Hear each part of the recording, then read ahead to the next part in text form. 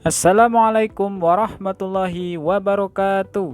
Selamat pagi teman-teman. Semoga semuanya dalam keadaan sehat. Berjumpa lagi dengan Ustadz Bimo. Untuk mengawali pembelajaran kita pada hari ini, marilah kita bersama-sama berdoa terlebih dahulu. Bismillahirrahmanirrahim. Teman-teman, masih ingatkah kalian lagu yang berjudul Nenek Moyangku? Yuk, sekarang kita bersama-sama menyanyikan lagu dengan judul Nenek Moyangku Seorang Pelaut.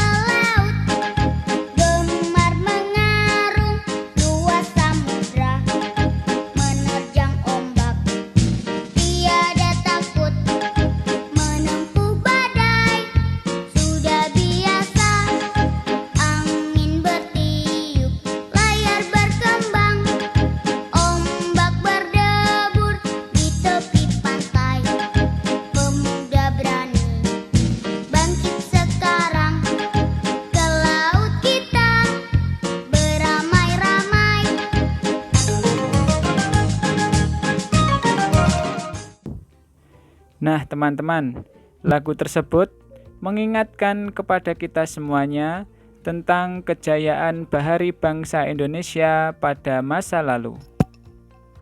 Salah satu kapal yang digunakan oleh bangsa Indonesia untuk menjelajah samudra adalah kapal pinisi. Tahukah kalian apa itu kapal pinisi? Untuk mengetahui, mari kita bersama-sama membaca bacaan berikut ini.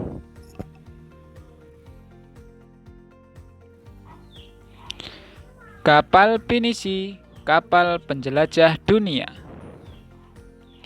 Kapal pinisi adalah sebuah kapal layar kebanggaan masyarakat Sulawesi Selatan. Bahkan juga menjadi kapal kebanggaan bangsa Indonesia. Ketangguhan dan ketenaran kapal ini telah terdengar di seluruh penjuru dunia.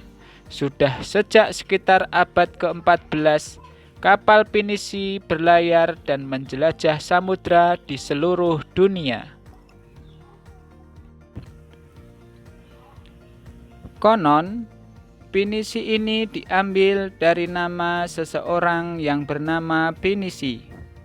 Suatu ketika, dia berlayar melewati pesisir pantai Bira. Dia melihat rentetan kapal di laut. Kemudian dia menegur salah seorang nahkoda kapal tersebut bahwa layar yang digunakannya masih perlu diperbaiki. Sejak saat itu, orang Bira berpikir dan mendesain layar sedemikian rupa dan akhirnya berbentuk layar pinisi yang seperti sekarang ini. Atas teguran orang tersebut, maka orang-orang Bira memberi nama layar itu dengan nama pinisi. Kapal pinisi adalah kapal istimewa.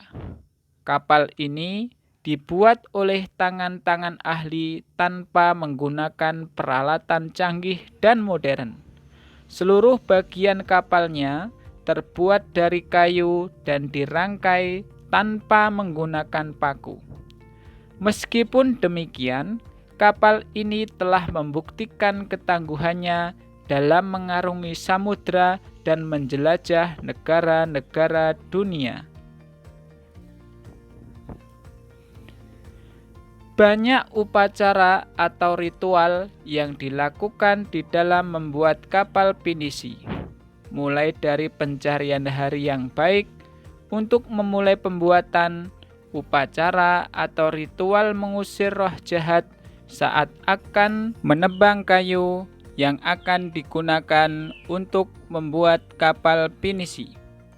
Upacara atau ritual peletakan lunas dan pemasangan pengapit lunas, kemudian memasuki proses penggabungan dan pendempulan badan kapal. Pada proses terakhir, dilakukan peluncuran, namun sebelumnya juga diadakan upacara atau ritual selamatan. Semua upacara atau ritual itu dilakukan semata-mata untuk mengharapkan keselamatan dan kesejahteraan bagi pembuat, pemilik, dan penumpang kapal pinisi.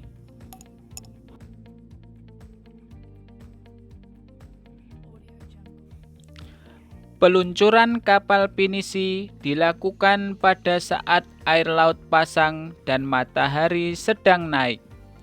Ketika kapal sudah mengapung di laut, barulah tiang dan layar dipasang. Kapal yang diluncurkan biasanya sudah siap dengan awaknya. Adapun kepala tukang bertindak sebagai pelaksana utama upacara dan duduk di sebelah kiri. Doa-doa kepada Allah Subhanahu wa Ta'ala selalu diucapkannya. Walaupun terbuat dari kayu, kapal ini mampu bertahan dari terjangan ombak besar di laut lepas. Kapal pinisi satu-satunya kapal kayu besar dari sejarah masa lampau yang masih diproduksi hingga sekarang.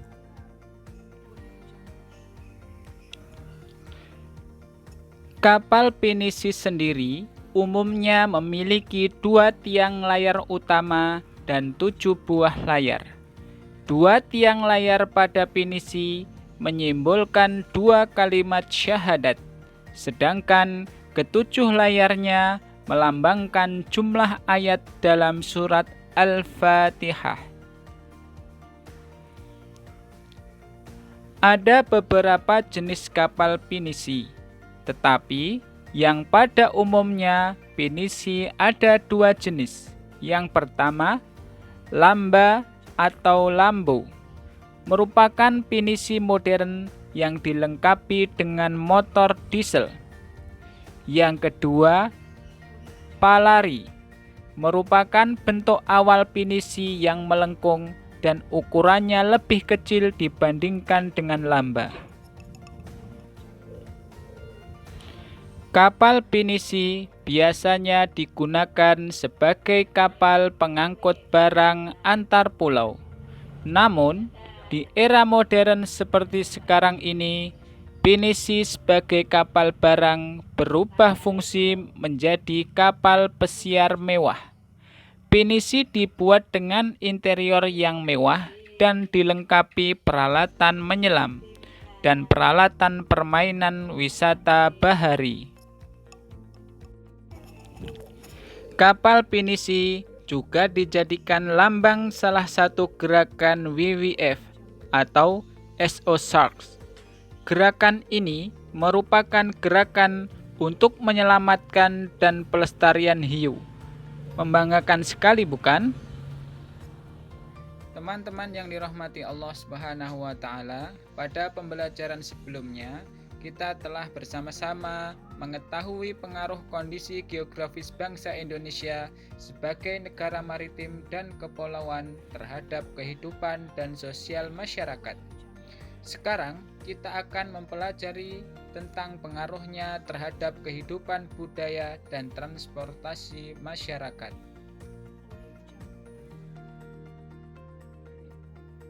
Kondisi geografis Indonesia sebagai negara kepulauan yang tersebar dari Sabang sampai Merauke mengakibatkan keragaman budaya bangsa Indonesia. Budaya antara suku bangsa satu dan yang lain juga berbeda-beda, seperti bahasa, adat istiadat, tradisi, sistem kepercayaan, dan sebagainya.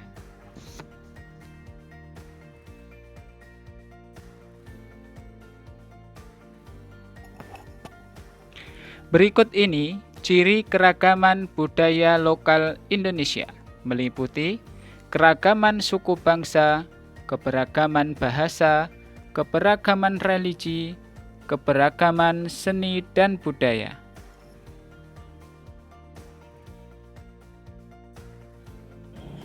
Berbagai keberagaman budaya memberikan kemanfaatan bagi bangsa Indonesia. Antara lain, keragaman bahasa daerah dapat memperkaya perbendaharaan istilah dalam bahasa Indonesia. Keragaman budaya dapat dijadikan sebagai objek dan tujuan wisata sehingga bisa menghasilkan devisa bagi bangsa. Pemikiran yang timbul dari sumber daya di daerah-daerah bisa menjadi acuan bagi pembangunan nasional.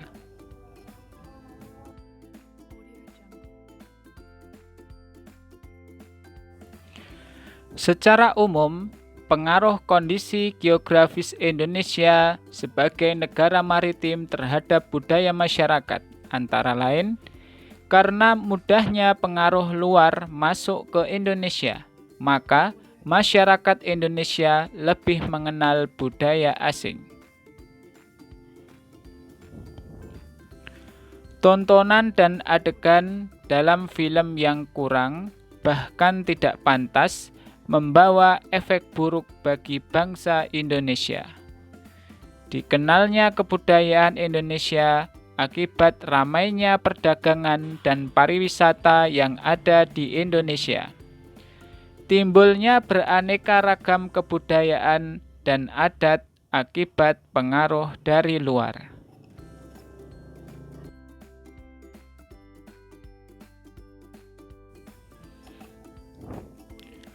Wilayah Indonesia yang luas, berupa kepulauan dan disatukan oleh laut, sangat mempengaruhi kondisi transportasi yang ada.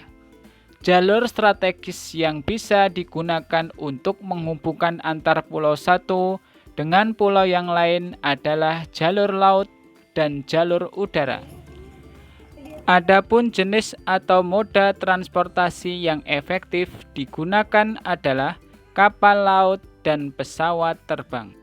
Teman-teman yang dirahmati Allah, sekarang kita akan bersama-sama mengenal bandara dan pelabuhan yang ada di Indonesia.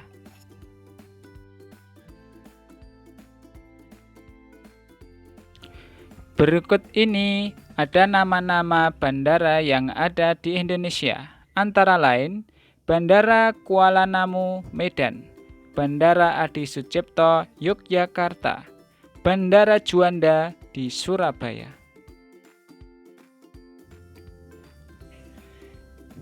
Dan berikut ini ada nama-nama bandara di 34 provinsi yang ada di Indonesia.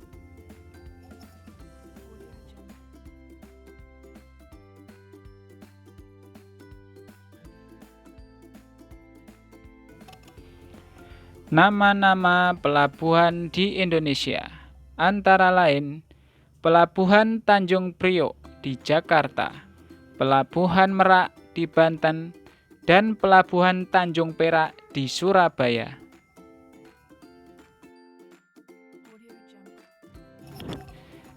Dan berikut ini nama-nama pelabuhan di 34 provinsi yang ada di Indonesia.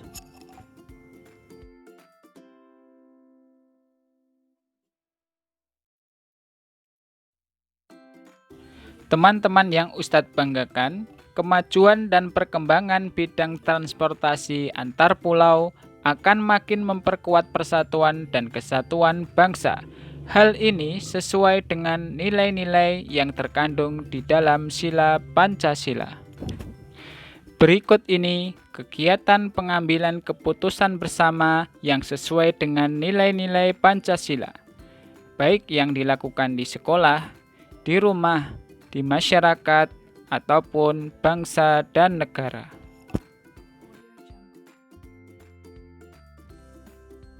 Nah, teman-teman, itu tadi adalah materi kita pada hari ini. Untuk selanjutnya, kita akan bersama-sama melanjutkan materi kita di pembelajaran yang kelima, yaitu tentang komik. Masih ingatkah kalian tentang komik itu? Yuk, sekarang kita simak materi berikut ini. Komik adalah suatu bentuk seni yang menggunakan gambar-gambar tidak bergerak dan disusun sedemikian rupa sehingga membentuk jalinan cerita. Biasanya, komik dicetak di atas kertas dan dilengkapi dengan teks. Teks dalam komik berfungsi untuk menjelaskan, melengkapi, dan memperdalam penyampaian gambar secara keseluruhan. Teks atau kata-kata biasanya disajikan dalam gelembung-gelembung yang diserasikan dengan gambar. Ciri-ciri komiks yang baik. Yang pertama, hadir untuk menyampaikan cerita. Pesan dan informasi disampaikan dengan menggunakan teks dan gambar. Yang kedua, proporsional. Keberadaan gambar dan teks yang berimbang membuat pembaca komik seakan-akan terlibat dan berperan langsung ke dalam cerita. Yang ketiga, menggunakan bahasa percakapan. Bahasa yang digunakan adalah bahasa sehari-hari yang mudah untuk dipahami. Yang keempat, biasanya bersifat kepahlawanan. Umumnya, isi cerita komik akan cenderung membuat pembaca mempunyai rasa atau sikap kepahlawanan. Yang kelima, penggambaran watak secara sederhana. Penggambaran watak dalam komik dibuat secara sederhana agar pembaca mudah memahami isi cerita dan menangkap pesan yang akan disampaikan dalam cerita. Yang keenam, menyediakan humor. Kata komik berasal dari komik yang berarti jenaka.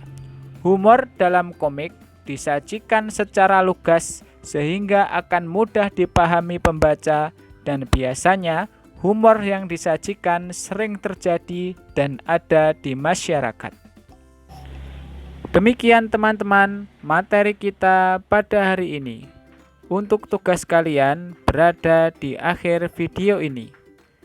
Selamat belajar dan tetap semangat. Wassalamualaikum warahmatullahi wabarakatuh.